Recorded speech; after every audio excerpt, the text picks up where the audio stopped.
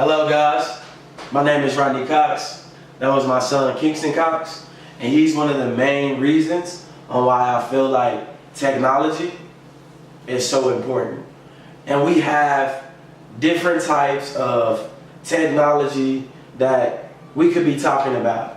I know we have the iPads, smart boards, and a lot of other things that we need to begin to implement in our classrooms that are very important to our students.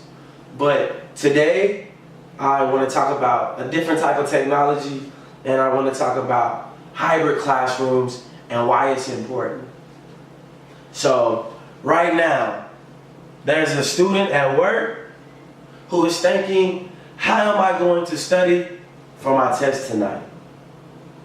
Right now, there's a parent telling their child why they need them to work more than they need them to be getting an education. Right now, there's a student that is contemplating about dropping out of school so they have the ability to work so they can help their family pay bills. As an administrator in our district, this is something that I see too often. And I always wonder, what can I do to help? What is the solution to this problem? And I understand that there is not one thing. There is not one fix-all. But I believe that we have to start somewhere. And I believe where we start is with technology. Because in our district, we have a 12% dropout rate, which is 3% higher than any other school in our district, and 5% higher than any other school in our state. And I believe that we also see this trend because of the 60% poverty rate within our school. And so this is why we have so many students dropping out, because they have to go out and work to help provide for their families. What if technology is a solution? And that's what I want to discuss about how we can implement different sources of technology into our classroom so that we are adapting to the lifestyle of our students, the new millennials, and not having them adapt to us.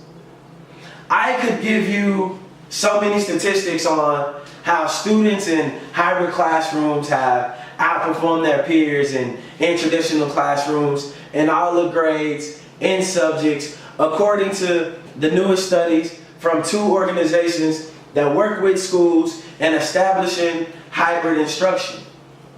Also, 9 out of 10 of the schools are using hybrid learning programs reported by higher academic performance on standardized tests. And we know in Oklahoma, that's very important.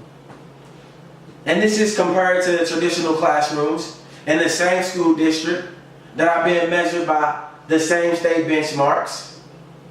And the same trend can be seen in standardized testing. The question that you have to be asking yourself is, how does this transfer over into our classroom within our district? And I believe that it's big, because we have so many students that are working to help their families. Now we have the opportunity to allow them to take care of their family while creating a brighter future and a newer way to further their education, while also preparing them for a blended learning community or a blended learning atmosphere, which they're going to see in college. And so now you got to ask yourself, I hear him talking, but is it going to actually work? Does he actually believe what he's saying? And I've lived through this. My younger brother, Dominique, who just graduated high school last year, was put in a situation to where his sophomore year he was at a private school. He transferred his junior year to a public school, and then he transferred back to a private school his senior year. And within these schools, he had so many different requirements that needed to be met, that by his senior year, from changing school to school and those school districts requiring different things, Dominique had 6 classes that needed to be made up. We had administrators saying that the principals, he won't graduate. He's going to have to do his senior year again. And then from talking to administration, they had the hybrid online classes to where he took college courses through Kansas. And from that, he learned so many things. One on being a future college student. He learned class management. He learned how to prioritize things on what comes first and doing my homework before I go and do this because I know this is important. And now that he's in college, he has teammates that are struggling with these things that he learned as a high school student. And so this has prepared him to become a better student. That if we didn't offer that, or if they didn't offer that, then he wouldn't have graduated. He would still be a senior this year. So why are we holding our students back? Are we saying that we don't believe that they're capable, so we're not allowing them? And these are the things that you have to begin to ask yourself. What are you going to do within your classroom, within your district, that is going to help you and your students become the best that they can become?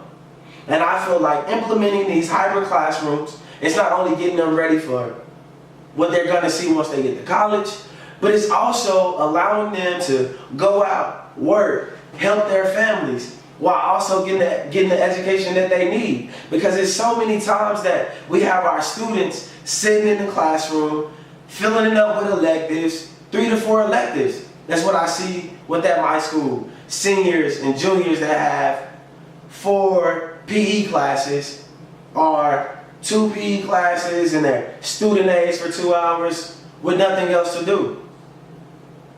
Implementing this does so much more that it's not something that we can wait on. This is something that we have to implement now. We have to start getting our kids ready for the future. In Oklahoma, we cannot continue to be last. We have to be first about something. And let's be first about our kids. Let's get our kids into this technology. Let's begin to adapt to them and not have them adapt to us. These millennials are ready to be groundbreaking and they're ready to shape the world. What are we going to give them in order to allow them to shape the world? I hope that it's technology, because technology is forever. Thank you.